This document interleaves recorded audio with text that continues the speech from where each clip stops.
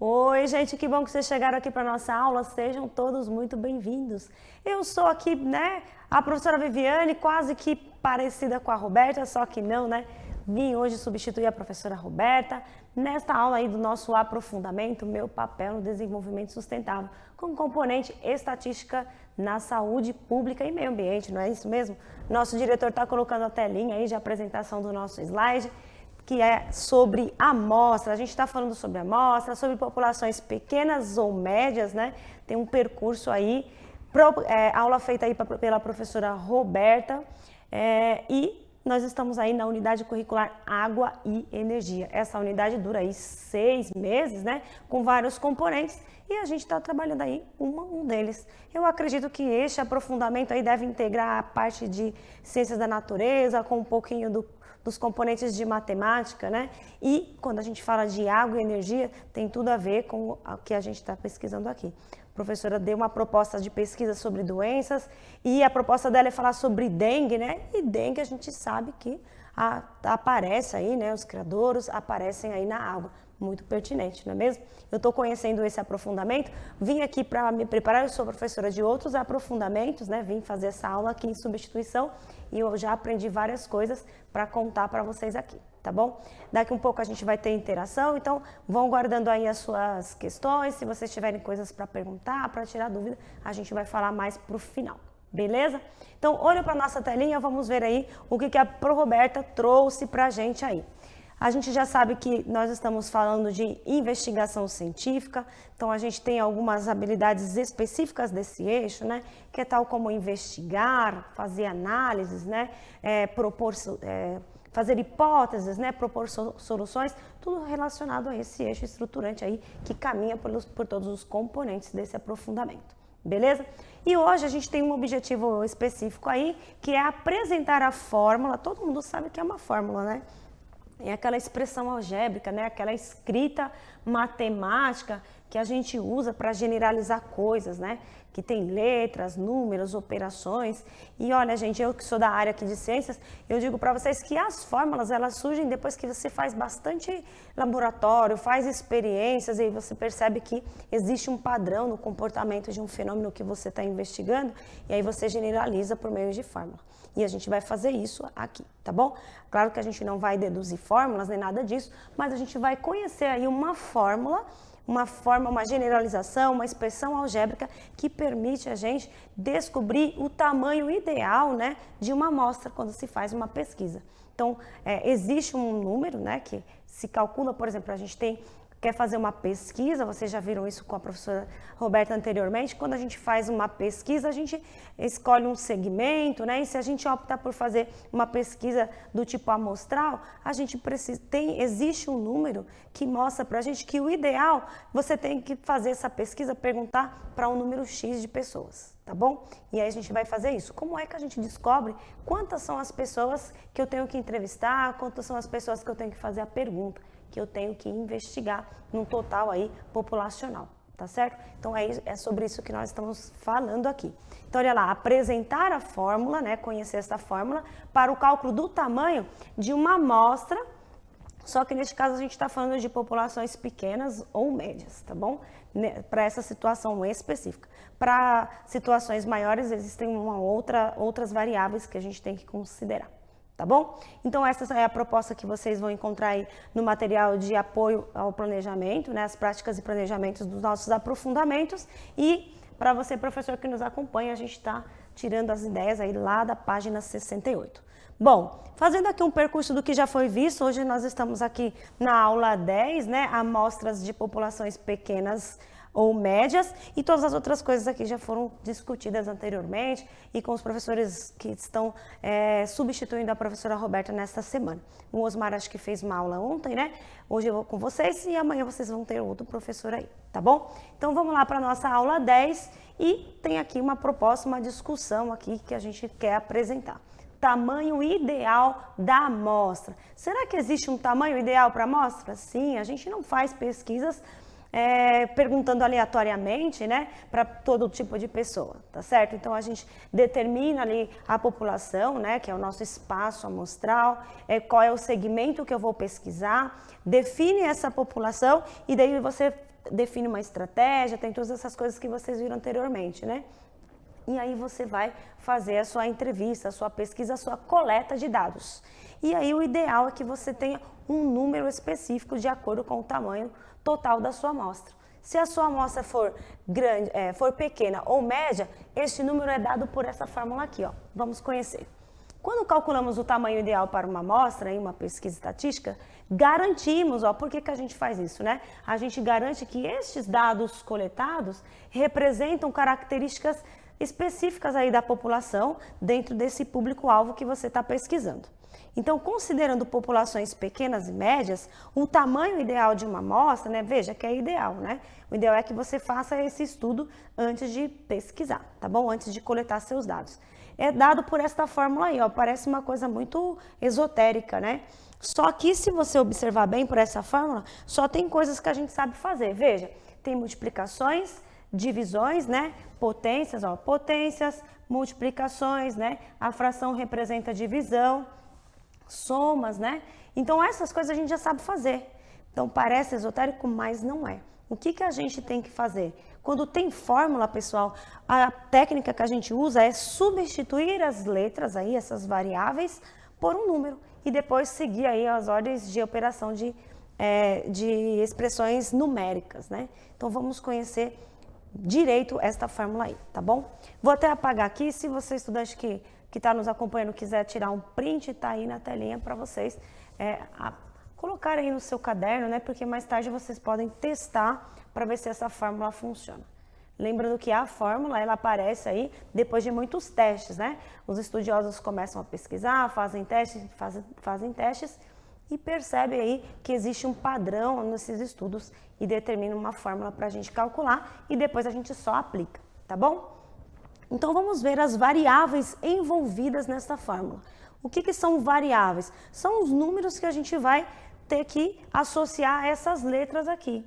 E é variável, né? Depende do número da amostra, depende do que você está pesquisando. Essas letras aqui têm um valor, por isso variáveis. Então, quando a gente está falando de variáveis, a gente está falando dessas letras aqui. Eu gosto de escrever isso porque outro dia um estudante perguntou, nossa, como é que as operações ficaram tão difíceis, eram só com números e agora tem um monte de letras. As letras aí a gente coloca porque é um artifício aqui da matemática que a gente faz, né? Para generalizar, para dizer e se for um número qualquer, tá bom? Então, esses números, essas letras representam números. E quando a gente está fazendo um estudo, estes números aparecem aí como variáveis, são dados que tem que aparecer aí nos problemas, nas situações que você está analisando, investigando, tá bom? Então, voltando aqui, ó, vamos ver então o que significa cada uma dessas letras aí. E se você quiser anotar, tá aí, vamos colocar na lousa para vocês. Bom, o tamanho ideal para a amostra, que é o que a gente quer saber, nós vamos chamar dessa letra N, tá bom? Então, olha lá, o que é o tamanho ideal para a amostra? É a quantidade de elementos que você tem que entrevistar, que você tem que estudar para gerar os seus dados, tá bom? Então, quantas pessoas, né, eu tenho que perguntar? É isso, tá? No caso da gente, que a professora Roberta propôs aí, ela está fazendo, escolher uma doença para trabalhar, que é sobre a dengue. Então, no público-alvo dela, dentro daquela população, quantas pessoas é o ideal que eu tenho que perguntar? Se já teve dengue, se não teve, né? Essas coisas. Para quantas pessoas eu tenho que perguntar, tá certo? É isso que a gente está falando e a gente vai representar por esse N pequeno aí, N minúsculo, tá bom? Então, o tamanho ideal da amostra que você tem que ter é a letra N minúsculo. Bom, este N maior, olha lá na fórmula, ó. Quem é este N maior aqui, ó? O que ele vai representar? Vai representar para a gente a quantidade de elementos da população, ou seja, todo o público-alvo, né? De todas as pessoas que existem, eu vou tirar algumas para entrevistar. Então, esta parte, este N maiúsculo aí vai representar, então, a quantidade de elementos, né? Se você está falando de pessoas, mas podem ser outras coisas. Neste caso nosso aqui, né? A gente vai falar de pessoas. Mas a quantidade de elementos que você tem aí disponíveis, né? Para você pesquisar, coletar os seus dados. Então é tudo, é todo mundo, né? É o tamanho total aí da sua população. O P, que também olha lá na fórmula, aparece este Pzinho. Este Pzinho aí também provavelmente já foi calculado, ele é chamado de desvio padrão. Nas aulas de ciências laboratoriais a gente usa muito desvio padrão, né? Nas pesquisas a gente usa também. Então o que significa esse desvio padrão? Vocês já devem ter visto que é uma porcentagem, então é um valor dado em porcentagem, que às vezes aparece em decimal também. E vai indicar, ó, a variação esperada entre as respostas, né? Então, eu imagino que eu vou perguntar para algumas pessoas e eu espero, né, que eles vão dizer que sim, não, né, essas coisas. Quantas pessoas vão dizer que sim, quantas vão dizer que não. Então, o desvio padrão é qual a porcentagem que você pode ainda aceitar aí nas bordas, tá bom? Da sua pesquisa. É basicamente isso, a gente vai ver daqui a pouco como isso funciona. Então, é a porcentagem que indica a variação esperada. Então, vamos dar um exemplo aqui, ó. Se fosse um gráfico e você vai fazer uma pesquisa, isso é muito usado assim. Então, quando você tem, por exemplo, um gráfico desse jeito que representa uma pesquisa, significa que a maior parte das pessoas deram essa resposta que está, digamos, se fosse numérica, né? Sei lá, 1, 2, 3, né? 4 e 0. Então, o desvio padrão corresponde a essas bordas aqui, né? Eu posso esperar que as pessoas respondam de 0 até 1 uma porcentagem e de 3 até 4 outra porcentagem, mas que a maioria vai responder dentro desse valor aqui que eu estou querendo, tá bom? Se fosse, essa é uma ideia, tá? Inicial que a gente dá para desvio padrão. Então, a ideia de desvio é isso, né? Quanto que vai variar mesmo, quanto que vai desviar do que você está esperando. É sempre uma porcentagem pequena, tá? A gente espera que seja uma porcentagem pequena. Continuando, ó, outra letra que aparece na nossa fórmula é este E aqui, ó. Quem é o E? Margem de erro. Bom, o que quer dizer? De novo em porcentagem, ó, a margem de erro indica quão próximos estão os resultados, ó, quão próximos estão os resultados obtidos da amostra em relação ao possível valor real. Então, quando você faz uma pesquisa, digamos assim, a gente sabe que uma população tem muita gente que tem dengue, muita mesmo, né? A gente sabe, por exemplo, que o Brasil tem uma porcentagem de pessoas que já contraíram a dengue. E aí eu vou fazer uma pergunta para um certo segmento, né? Uma região, um estado. Então, eu espero que essas pessoas respondam parecido com o que acontece no geral mesmo, tá? E aí eu associo a margem de erro, pode estar um pouquinho acima, um pouco para baixo do que é esperado. A gente chama isso de margem de erro, tá bom? Voltando aqui, de novo, ó, é dado em porcentagem. Numa situação, problema, esse valor é apresentado para a gente, é dado, tá bom? Continuando, ó, nível de confiança escolhido. O que é o nível de confiança escolhido? Ele indica o nível de certeza de que a pesquisa realmente representa as características da população, considerando aí uma margem de erro escolhida. Então, ela depende de algumas coisas aí, o nível de confiança, e também é uma porcentagem que normalmente os problemas trazem para a gente, né? Então, quanto eu posso acreditar, né? Quanto isso aparece de verdade, é uma característica que você pode usar para tomar decisões, né? Para fazer políticas públicas de acordo com aquela amostra. Veja aqui, quando a gente faz uma pesquisa, a menos do censo, então você escolhe uma amostra para pesquisar, o intuito dessas coisas é você depois tomar providência de acordo com esses dados que você coletou, né? Você tem os dados e você fica sabendo de algumas coisas. No caso das doenças, de dengue, eu sei que nessa região aí, de acordo com a minha pesquisa, tá bastante incidência de dengue, né? Tem muita gente. Então, o que a gente vai fazer para ajudar nisso? E aí, este nível de confiança é o quão confiável é essa pesquisa, né? Para eu tomar decisões, tá bom? É representado por esse número. Olha como que a matemática é perfeita, né? A gente consegue associar numericamente coisas que acontecem aí nas ciências da natureza, nas ciências humanas, né? Esses estudos aparecem aí. Voltando aqui, ó. Outra variável aí é o valor padronizado. Este valor padronizado a gente vai chamar pela letra Z, olha aqui, ó, na formulinha, né? E ele vai depender de outras coisas, ó. É uma constante. Quando a gente faz fórmula, pessoal, é muito comum aparecer uma constante. Essas constantes aparecem quando você vai fazendo experimentos, e você percebe que é um número que aparece sempre quando você faz o experimento, né? Por exemplo, eu sei que, vou dar um exemplo de matemática, por exemplo, né? Toda vez que eu vou medir a massa de um corpo e a velocidade desse corpo, existe uma fórmula que fala que a energia da massa, a energia que esse corpo consome, depende da massa e a velocidade, né, para você correr. Então, a massa vai ser uma constante. Então, você varia, a velocidade varia a energia, sempre quando você divide uma pela outra, né, você vai dar esse valor igual. E isso acontece para qualquer corpo. Então, quando a gente faz um experimento, estes números que a gente chama de constante, são números que aparecem quando você vai fazendo experimento. E eles estão sempre aparecendo dessa mesma forma, constante. Ele aparece toda hora. Tá bom? Então, para a criação dessa fórmula, desses estudos, aparecem também esse valor padronizado, que é uma constante. Então, é um valor dado, tá? E ela é definida com base no nível de confiança. Ele é tabelado, né? Dependendo do nível de confiança, você tem um valor aí para esse Z, tá bom?